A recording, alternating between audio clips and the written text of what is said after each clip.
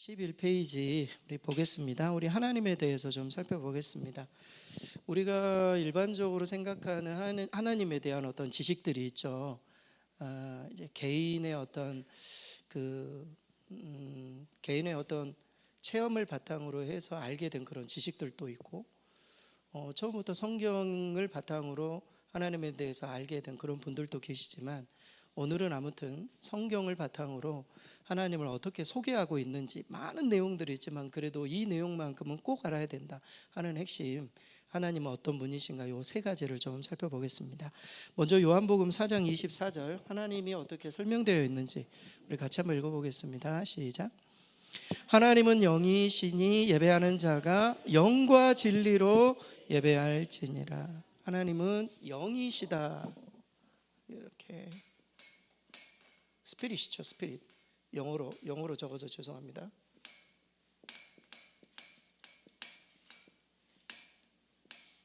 하나님은 영이시다. 하나님은 영이시기 때문에 우리의 어떤 형식을 보기보다는 우리의 마음을 보시는, 그러니까 형식적인 예배보다는 우리의 중심을 보시는 그런 하나님임을 우리는 알 수 있어요. 거기 밑에 하나님을 같이 한번 읽어볼까요? 시작. 하나님을 보여줘야 믿겠다는 것은 어리석은 생각이다. 하나님은 영이시기 때문에 보이지 않는 경우가 훨씬 많습니다. 아주 특별한 계시, 아주 특별한 어떤 하나님의 어떤 계시를 제외하고는 하나님은 영이시기 때문에 사람들에게 보여주는 그런 것으로 하나님을 믿게 하지 않습니다. 두 번째로, 하나님은 영이심으로 예배할 때 영적으로 예배해야 된다. 그래서 우리가 교회 안에 예배가 형식적인 순서를 갖추고 있지만 그 순서 안에 우리가 순서를 따라 예배를 드릴 때에 우리의 영이 하나님의 영과 교통할 수 있는 그런 영적인 예배가 될 수 있도록 우리가 기도하는 게 아주 매우 중요해요. 그래서 밑에 찬양은 진심으로, 다들 우리 교회 성도님들은 다들 잘하시니까 찬양은 진심을 담아 하는 게 아주 중요합니다. 그리고 기도는 믿음을 담아 하는 것. 왜? 영이신 하나님께서 이것을 중요하게 생각해요. 설교는 하나님의 음성으로 듣는 것이 매우 중요합니다. 그래서 우리가 예배 드릴 때에 어떤 의미에서 성령의 도우심이 가장 중요해요. 성령의 도우심. 우리는 영으로 예배를 드리기 때문에 성령 하나님께서 오늘 예배를 온전히 주관하시도록 성령의 인도하심을 받는 게 매우 중요합니다. 영과 진리라는 말이 있잖아요. 영과 진리로. 영은 성령 안에서, 진리는 이게 소리가 왜 이러냐? 진리는 아무튼 말씀의 기초에서, 진리의 기초에서 들으셔야 돼요. 예배 가운데 하나님의 진리의 말씀이 선포되는 것, 이것이 매우 중요해요. 다른 어떤 종교들과 너무나도 달라요. 기독교의 예전은 그 중심이 진리에 있어요. 영 안에, 성령 안에서 진리가 선포되는, 그래서 그 말씀 안에서 사람들이 주님을 만나는, 영과 소통하는 그런 은혜가 있습니다. 네, 그래서 하나님은 영이시다.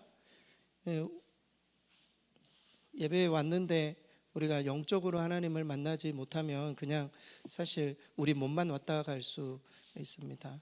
어떤 아들이 아버지한테 선물을 주겠다고 선물을 드렸는데 포장지만 너무 예쁜 거예요.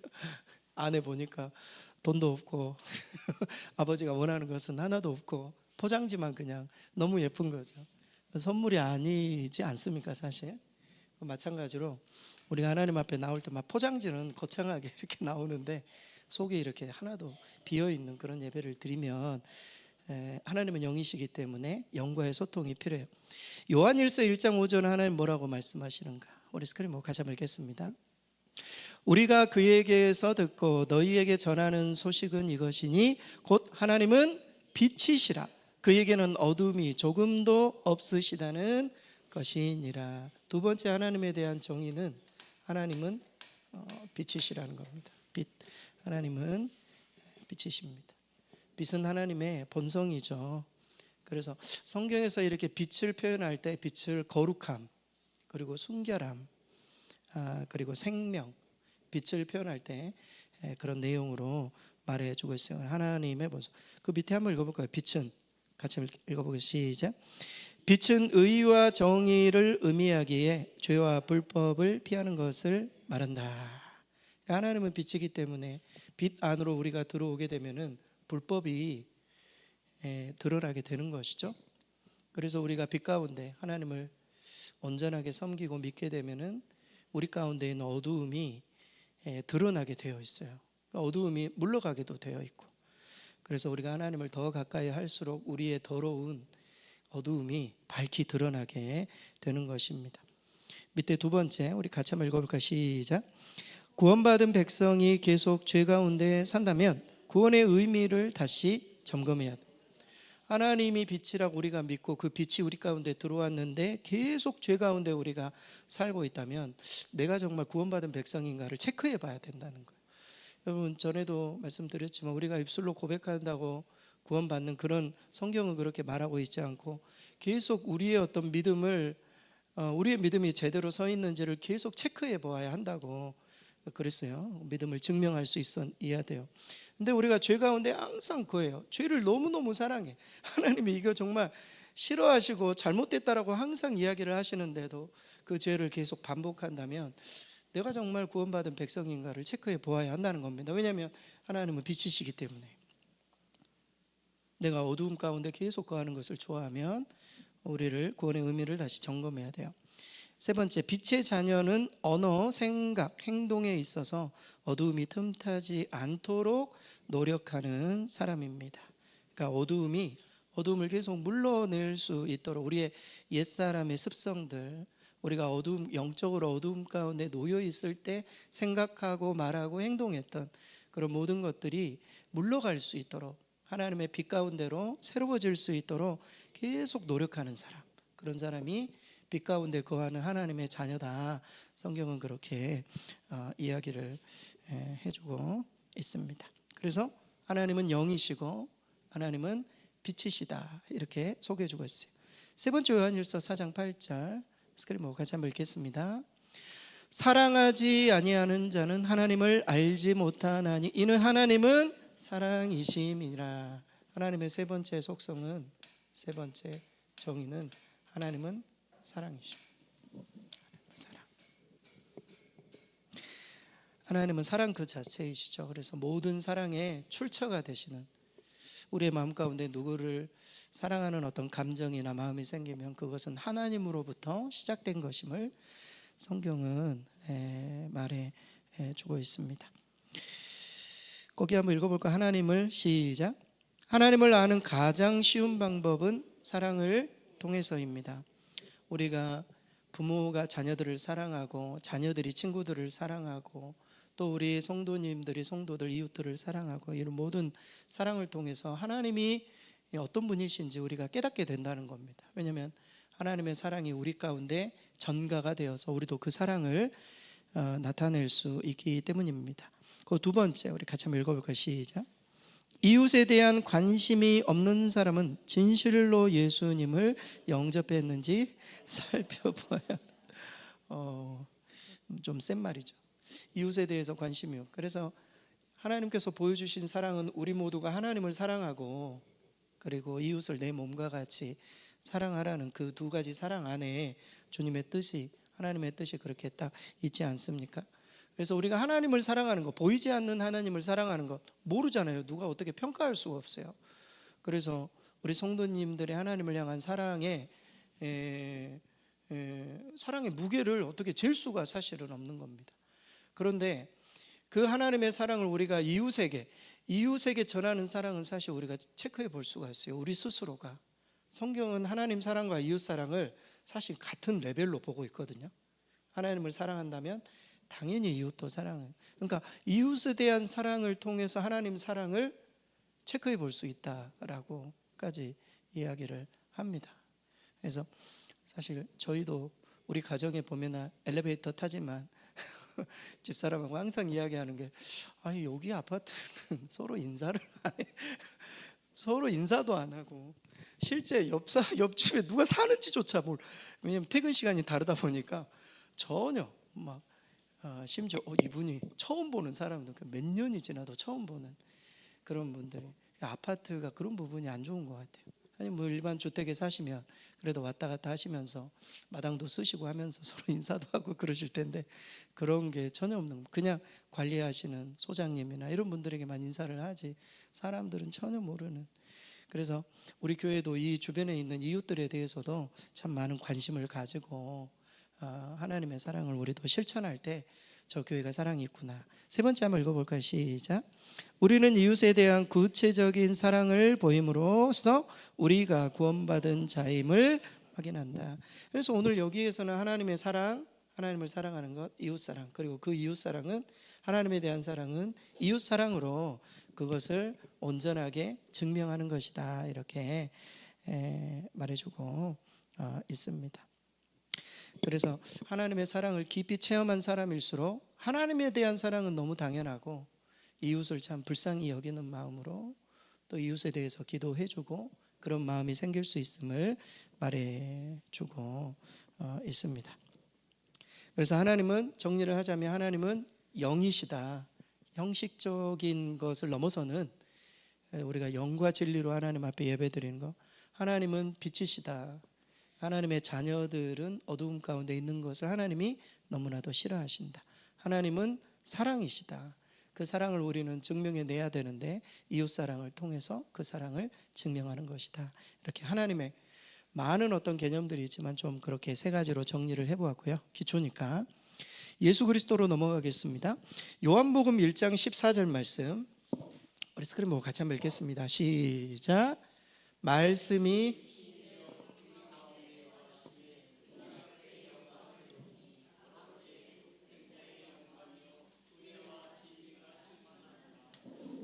아멘.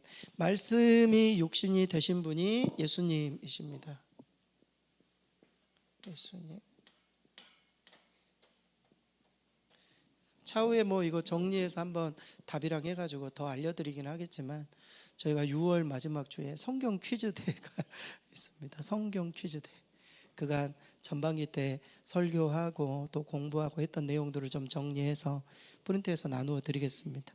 그렇게 해서 공부한 내용들을 한번 정리할 수 있도록 퀴즈대회를 통해서 좋은 것 같아요. 그래서 오늘 공부하는 내용들을 좀 잘 기억하는 의미로 제가 말씀이 육신이 되신 분이 예수님이십니다.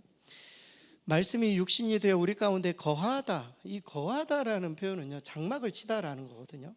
거하다. 우리의 몸에 장막을 치셨다, 뭐 이런 뜻입니다. 장막을 치시. 우리가 구약을 살펴보면 장막 치는 것이 되게 중요하게 성경은 표현되어 있어요. 장막을 친다는 것은 함께 식사를 하신다, 함께 거하신다, 이런 의미가 있기 때문입니다. 예수님께서 이 세상에 오신 이유는 우리 각자에게 장막을 치시기 위해, 함께 거하시기 위해 이 세상에 오셨음을 말해요. 육신적인 부분들 한번 보겠습니다. 속한 지파는 유다 지파죠. 유다 지파고, 누구의 후손입니까? 다윗의 후손이고, 출생지는 베들레헴이고, 부모님의 이름은, 육신의 부모님의 이름은 요셉과 마리아이고, 자라나신 곳은 나사렛에서 자라나셨고, 직업은 목수셨습니다. 전도를 시작하는 나이를 뭐 성서학자들의 조금 다르게 보시는 분들도 있지만 대체적으로는 30세로 말하고 있고, 돌아가신 장소는 골고다, 해골의 곳이라는 뜻입니다. 골고다. 그러니까 골고다가 약간 그 당시에는 이제 그 좀 표현이 이상하지만 좀 쓰레기 장소였거든요. 가장 이렇게 좀 부정한 것들을 버리는 그런 장소가 골고다였습니다. 그러니까 시체들. 부활하신 후 나타내 보이신 기간은 40일이고 승천하신 장소는 감남산이 되겠습니다. 그래서 뭐 이 부분에 대해서 모르시는 내용은 거의 없으실 것 같고요. 마태복음 16장 15절에서 16절, 우리 스크린 보고 두 번째로 넘어가겠습니다. 같이 읽겠습니다. 이르시되 너희는 나를 누구라 하느냐? 시몬 베드로가 대답하여 이르시되 주는 그리스도시요 살아계신 하나님의 아들이시니이다. 예수님은 그리스도이십니다. 그리스도. 그리스도. 그리스도.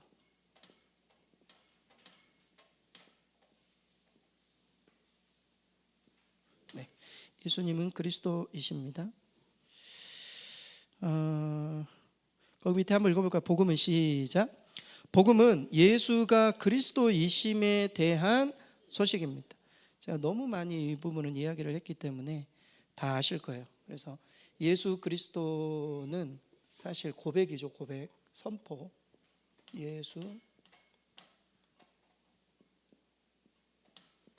예수가 그리스도라는 뜻이죠. 그래서 이것은 단순한 표현이 아니라 가장 중요한 고백입니다. 오늘 본문의 내용은 너희는 나를 누구라 하느냐, 세상에서 가장 중요한 질문 중에 하나 아니겠습니까? 사람들에게 예수님을 누구라고 생각하십니까? 이건 아주 중요한 질문. 여기에서 천국과 지옥이 나뉘는 거죠. 하나님을 믿는 사람과 믿지 않는 사람들이 확실히 나뉘는 거죠. 저도 가끔은 아이들뿐만이 아니라 결정적으로 어떤 사람에게 이 사람의 신앙을 물어볼 때 그 질문을 던집니다. 예수님을 누구라고 생각하시냐? 이 질문. 우리 스스로도 답을 나름대로 하실 거예요. 예수님이 누구라고 하느냐? 그러면 사람들에 따라 믿음으로 정말 예수님, 그러니까 성경에서 말하는 예수님을 구세주라고 고백하는 사람도 있겠지만, 실제로 믿음이 있다는 사람이 그렇지 않은 사람들도 실제로 있습니다. 그래서 그 질문에 대한 베드로의 고백이 예수는 그리스도라는 뜻이죠. 여러분, 이 그리스도라는 것은요, 물론 이게 지금 헬라어고 신약 성경의 헬라어로 적어졌으니까. 그리고 메시아라는 뜻입니다. 메시아. 이거는 히브리어로 구원자라는 뜻이죠. 예수가 구원자다. 근데 이 그리스도라는 원래 의미는 기름 부음을 받다라는 뜻이에요. 밑에 적어져 있죠. 그래서 그리스도 메시아는 기름 부음을 받은 자다. 기름 부음을 받은 자는 하나님이 특별히 사명을 주시기 위해서 하나님께서 따로 세우셔서 기름을 부은 사람들. 그래서 당시 구약에는 기름 부음을 받은 사람이 왕, 그리고 제사장, 그리고 선지자. 예수님께서 이 세상에 그리스도로 오셔서 기름 부음을 받은 자로 이 세 가지 역할들을 다 하시는 인류의 왕으로, 왕, 그리고 제사장, 그리고 선지자, 이 세 가지 역할들을 예수님께서 다 감당하시는 그런 분으로 이 세상에 오셨습니다. 예수님이 하나님의 아들이다. 오늘 그 베드로가 고백했던 그리스도시여 살아계신 하나님의 아들이십니다. 하나님의 아들이라는 고백 속에는 뭐가 있죠? 전에도 우리 공부할 때 한번 했었는데, 하나님의 아들이라는 고백은 본질이 같다라는 뜻입니다. 하나님의 아들이다 하면은 단순히 우리가 그 하나님의 어떤 우리 인간의 언어로 예수님을 설명하시기 위해 하나님의 아들 이런 표현도 있지만, 본질이 같다라는 거거든요. 본질이 같다라는 말은 하나님의 아들이라면 본질이 하나님이라는 겁니다. 예수님이 하나님이라는 거예요. 하나님은 영이시잖아요. 하나님은 빛이시고 그 하나님의 본성을 예수님도 같이 가지고 계신다. 하나님의 아들. 좀 표현이 이상하지만 개의 아들은 강아지이지 않습니까? 강아지는 개의 본질을 가지고 있잖아요. 개는 어쩔 수 없이 아무리 커도 개는 개일 뿐이죠. 하나님의 아들이라는 것은 그냥 육신의 어떤 아들 이런 의미를 넘어서서 하나님이라는 겁니다. 그 본질이 하나님. 베드로가 그 고백을 하고 있는 거예요. 하나님의 아들이십니다. 이 말은 단순히 그냥 우리가 이해하기 쉽게 하나님의 아들 그런 의미가 아니라 당신이 하나님과 똑같다, 이런 의미가 담겨. 예수님이 그걸 들으시고 정말 기뻐하신 거죠. 베드로가 여기까지 고백을 했다라는 것은 내가 지금까지 3년 공생에 아이들, 그러니까 우리 제자들을 잘못 가르친 게 아니구나, 이런 생각을 하시고 이제 그 고백을 들으시고 예루살렘을 향해 출발을 하십니다. 그 내용이 사실 그 배경이에요. 그래서 예수님 온 인류를 위해 제사장, 그리고 왕, 그리고 선지자가 되시기 위해 이 세상에 오셨습니다. 네. 그리고 예수님의 사역을 좀 보겠습니다. 고린도전서 15장 3절에서 4절 스크린 같이 한번 읽겠습니다. 내가 받은 것은 먼저 너희에게 전하였노니 이는 성경대로 그리스도께서 우리 죄를 위하여 죽으시고 장사 지낸 바 되셨다가 성경대로 사흘 만에 다시 살아나사. 예수님 사역의 중심은 무엇입니까? 십자가와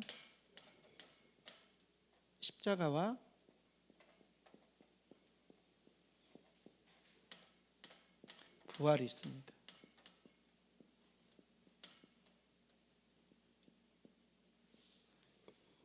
예수님 사역의 중심은 십자가와 부활이죠. 그런 의미에서 이번 주가 너무 중요한 날이죠. 예수님의 십자가와 부활이 다 말이죠. 이번 주간에 일어나는 그런 일들이기 때문에 고난주간 그리고 부활주일, 이 사순절, 이 어간이 그 기독교 역사에 있어서, 그리고 또 그렇죠, 기독교 역사에 있어서 너무나 중요한 일주일이라고 볼 수 있어요. 그거 한번 읽어볼까? 복음서 기사 시작. 복음서 기사의 거의 절반은 예수님의 십자가 사건과 관련되어 있습니다. 기회가 되시면 한번 보시기 바랍니다. 마가복음도 예수님의 십자가 사건이 거의 반, 그리고 누가복음도 그렇고. 그래서 예수님께서 무엇을 향해서 계속 나아가고 있는가? 결국에는 십자가를, 인류의 구속을 위해서 이 땅에 오셨고 준비하시고 실제 그 마지막 일주일을 위해서 모든 것들을 준비하신 것입니다. 사도들은 같이 한번 읽어볼까요? 시작. 사도들의 증언은 성경대로 예수 그리스도께서 우리 죄를 위해 죽으셨다라는 것입니다. 예언의 성취죠. 성경대로 구약의 예언에 놓고 있는 메시아에 관한 모든 예언이 예수 그리스도를 향해 그분을 비추고 있다. 이것을 제자들이 예수님과 공생의 시기에는 전혀 몰랐어요. 그러나 성령님이 오시고 난 다음에 깨닫게 해주셔서 완전히 이게 열린 것이죠. 그래서 예언의 성취입니다. 우리 같이 한번 읽어볼까요? 기독교의 출발 시작. 기독교의 출발은 그리스도의 죽음과 부활에 관한 선포에서 시작되었다. 예수 그리스도께서 죽으시고 부활하셨습니다. 막달라 마리아의 그 선포로부터 부활의 복음이 증거가 되었고, 그 소식으로 말미암아 그 소식이 사실 오순절 성령 다락방에 성령이 내리시고 난 이후에 모든 퀘리그마라고 해요. 당시의 복음의 메시지의 핵심은 예수 죽으심과 부활, 이 두 가지가 아주 큰 핵심입니다. 성지순례에 가보면은요, 성지순례에서 예수님의 무덤을 방문하는 그런 그 스케줄이 있거든요. 예수님의 무덤에, 근데 예수님의 무덤에 가면은 다른 무덤과 달리 예수님의 무덤은 비어 아무것도 없어. 사람들이, 기독교이지 않는 사람들도 다 방문을 하거든요. 가가지고 예수님의 무덤을 보면은 뭐 그냥 아무것도 없는 거죠. 그래서 사람들이 뭘 보려고 여기 왔냐고 아무것도 없는데 예수 부활 그 사건을 알려주기 위해 사실 온 것이죠. 그래서 예수님 사역의 중심은 십자가와 부활이다. 잊어서는 안 될 것입니다. 성령으로 넘어가 보겠습니다. 성령, 요한복음 14장 26절 스크린 같이 한번 읽어볼까요? 보혜사 곧 아버지께서 내 이름으로 보내실 성령, 그가 너희에게 모든 것을 가르치고 내가 너희에게 말한 모든 것을 생각나게 하리라. 예수님의 사역을 인계받으신 분이 성령이십니다.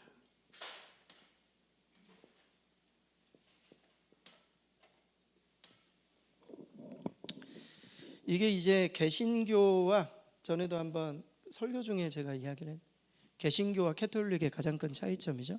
예수님의 사역을 인계받으신 분, 우리는 성령으로 캐톨릭은 베드로,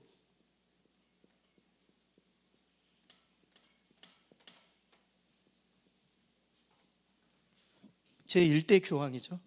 베드로가 예수님의 사역을 인계받았다고 그들은 교리적으로 나와 있어요. 예수님의 사역을 베드로가. 그래서 1대 교황이 베드로죠. 베드로. 1대 교황이 베드로입니다. 거기에서 뭐가 나옵니까? 교황 무오설이 나오는 거예요. 교황 무오설. 교황의 가르침은 틀리지 않았다. 무오설. 오류가 없다. 이게 여러분 그 캐톨릭의 아주 중요한 교리입니다. 교황 무오설. 왜 교황 무오설이 나온 겁니까? 예수님의 사역을 성령님이 인계받은 게 아니라 예수님은 틀림이 없잖아요. 베드로가 인계받았기 때문에 교황 무오설이 나오는 거예요. 근데 예수님의 사역을 인계받으신 분은 누군가요? 성령님이시죠. 성경에 나오잖아요. 오늘도 나오잖아요. 아까 그에 보혜사가 아버지께서 내 이름을 보낸 성령, 그가 너에게 말한 모든 것을 가르치고 너에게 말한 모든 것을 생각나게 하셨다. 예수님의 사역을 인계받으신 분은 성령님이십니다. 거기 넘겨보시면요, 보혜사, 성령님을 보혜사라고 말하지 않습니까? 보혜사가 파라클레토스라는 뜻인데요. 파라클레토스, 옆에 계셔서 도와주시는 분. 옆에 사실 돕다 그런 의미가 옆에서 나를 잡아주시는 분이거든요. 내가 걸어갈 때 잡아주시는 분. 이게 이제 보혜사라는 뜻인데요. 성령님의 또 다른 이름입니다. 사실은 예수님이 보면은요, 또 다른 보혜사를 보내신다. 또 다른 보혜사. 또 다른 보혜사. 그러니까 성령님은 두 번째 보혜사. 첫 번째 보혜사는 누구입니까? 예수님이세요. 예수님. 보혜사. 원래는 예수님이 그 보혜사라, 파라클레토스. 원래 예수님의. 근데 이제 또 다른 보혜사, 내가 올라가기 때문에 내 역할을 똑같이 하실 그분을 내가 보내겠다. 그래서 그분이 바로 성령님이십니다. 하나님의 말씀을 같이 한번 읽어볼까? 시작. 하나님의 말씀을 깨닫고 생각날 수 있도록 돕는 분이 성령님이십니다. 성령님. 오늘 말씀을 들으면서 깨닫고 뭐 여러 가지를 생각나게 하고 하시는 분이 성령님이십니다. 마지막 세 번째, 믿음. 같이 한번 읽어볼까? 시작. 믿음에 관한 모든 것은 성령의 역사와 도우심으로 된 것입니다. 성령님이 우리 가운데 내주하셔서 믿게 만드시고, 그리고 또 거주하셔서 깨닫게 하시고 회개케 하시고, 이런 모든 역할들을 성령님께서 하시기 때문에 믿음에 관한 모든 것은 성령의 역할이다. 저와 여러분이 믿음이 조금이라도 성장했으면 성령님의 도우심으로 그렇게 된 줄 믿습니다. 성령님께서 도와주셔가지고 이 모든 일들을 감당하게 하신 것입니다. 그래서 성령님께서 결국에는 저와 여러분을 마지막 하나님의 나라에까지 이르도록 하는 그 역할을 성령님이 하십니다.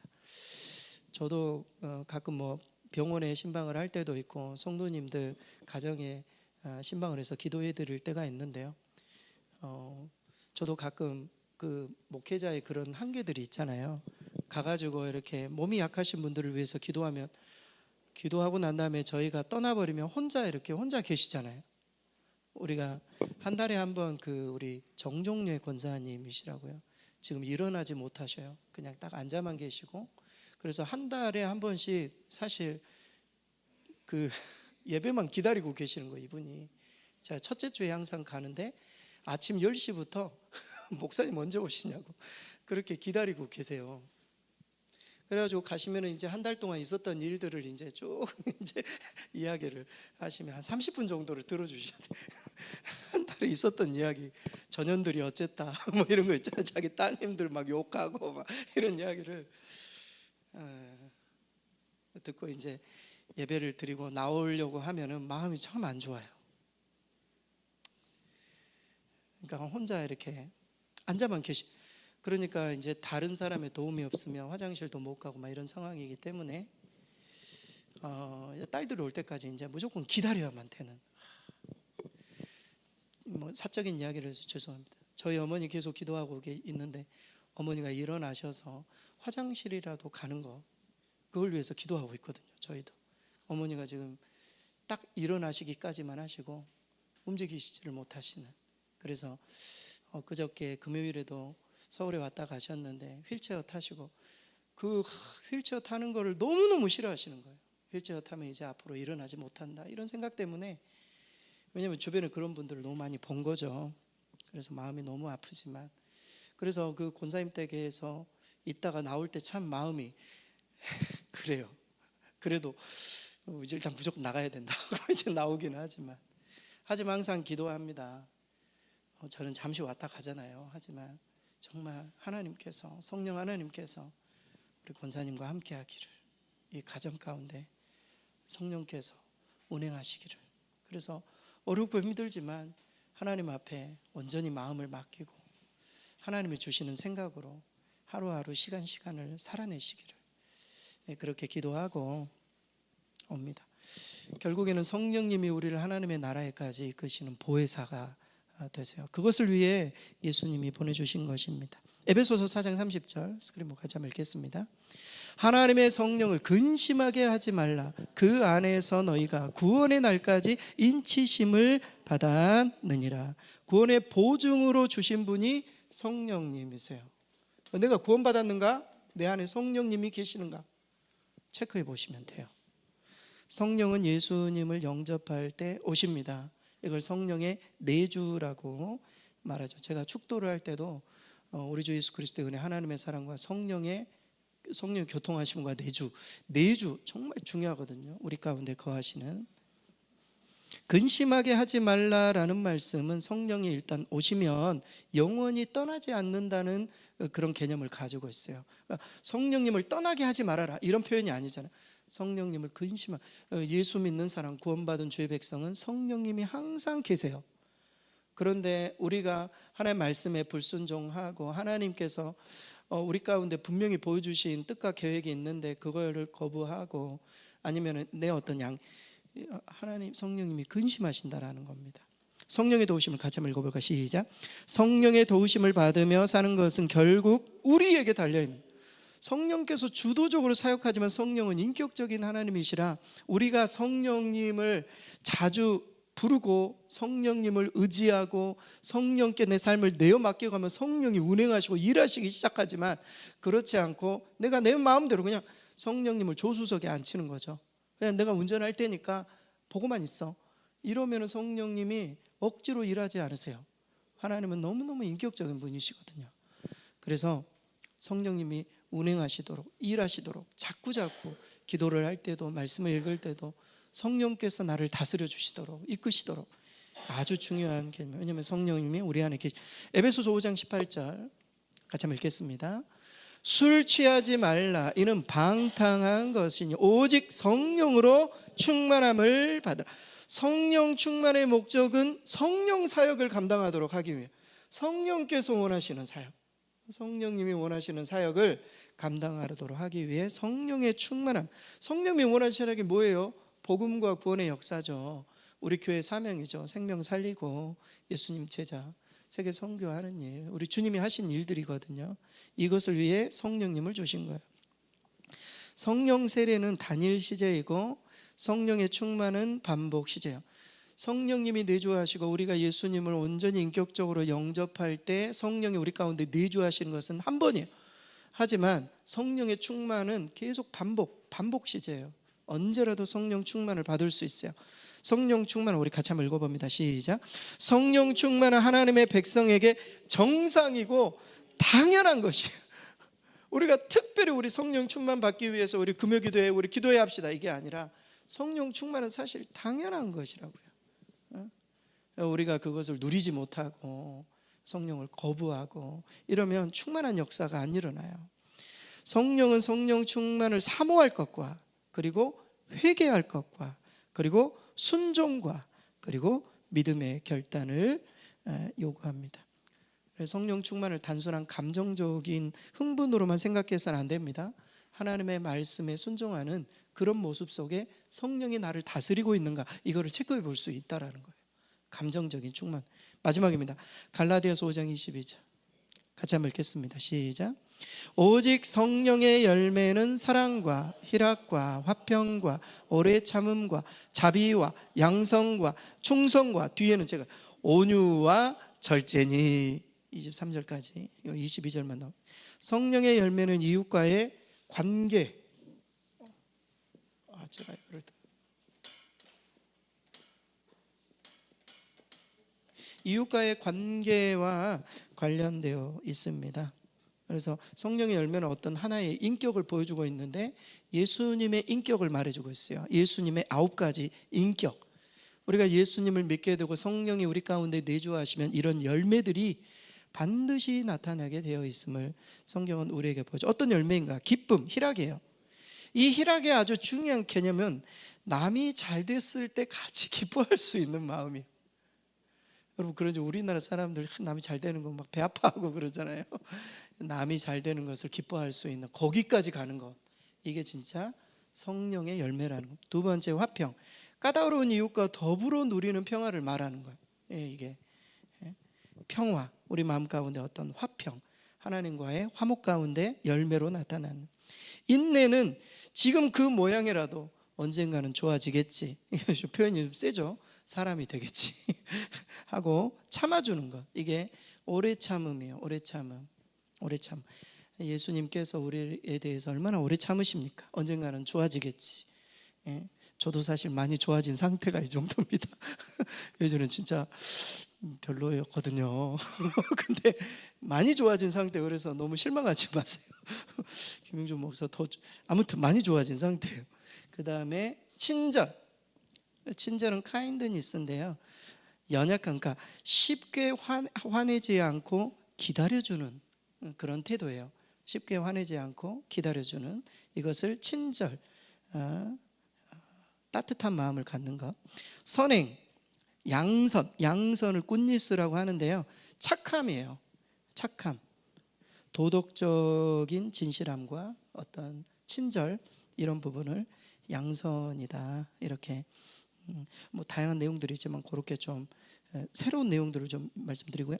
진실, 충성인데요, 충성이라는 것은 정확한 의미는 약속한 바를 지키는 것, 하나님 앞에 약속한 것, 또 사람들과의 약속한 것, 이것을 지키는 것.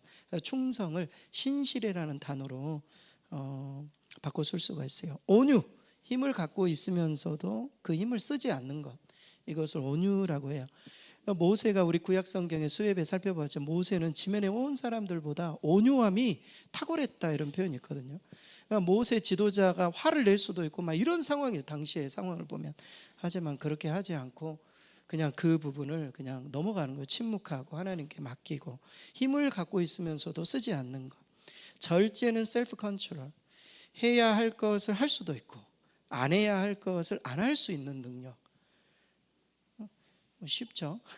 근데 이게 안 되잖아요. 해야 할 것을 할 수도 있고 내가 안 할 수 있는 것을 안 할 수 있는, 이것이 바로 절제다. 그래서 우리가 하나님께, 예수님께부터 우리가 막 노력을 한다고 해서 성령의 열매를 맺는가? 노력하는 거 중요해요.